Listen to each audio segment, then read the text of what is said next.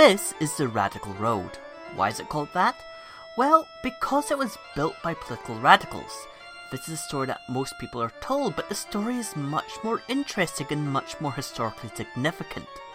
So, it all starts around the period of the 1790s, where a movement called radicalism appeared based on the ideas of the French and American revolutions. This ideology took hold amongst weavers in and around west central Scotland because they could set their own times and thus had time to read radical books.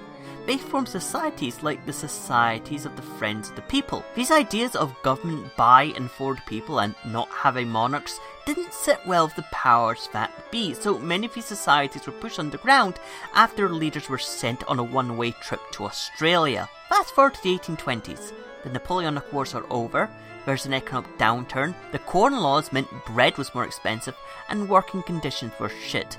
Stop me if you heard all of this before.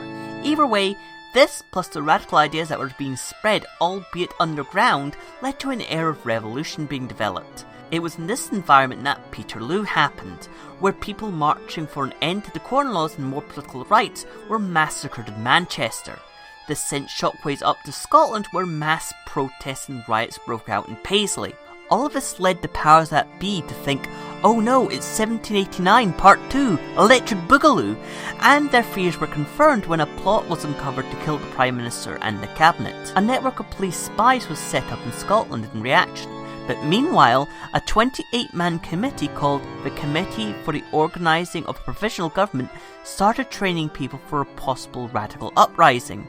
They were ratted out after a meeting was raided and they confessed to a plot to regain Scottish independence 1776 style. This didn't stop the members who weren't caught, however, who wrote the following declaration on April 1st, 1820. Friends and countrymen, roused from that torpid state in which we have sunk for so many years, we are at length compelled from the extremity of our sufferings, and the contempt heaped upon our petitions for redress, to assert our rights at the hazard of our lives, by taking up arms for the redress of our common grievances. Equality of rights, not of property. Liberty or death is our motto, and we have sworn to return home in triumph, or return no more. We earnestly request all to desist from their labour from and after this day, the 1st of April, until, in possession of those rights, it called for a rising to show the world that we are not that lawless, sanguinary rabble which our oppressors would persuade the higher circles we are, but a brave and generous people determined to be free. So, on the 3rd, a general strike was declared, and in preparation troops were sent to Glasgow. Then came the march on Carron. There were rumours that the Carron Ironworks companies had weapons, so a mass of radicals went to seize said weapons. While they were stopped near Bonnymuir to see if they could get more volunteers at Camelin, the Stirlingshire Yeomanry turned up and basically put an end to it all. There were several riots and skirmishes later on, but the movement died away, but not all in vain. The events influenced the Great Reform Act of 1832. So what does this have to do with the Radical Road?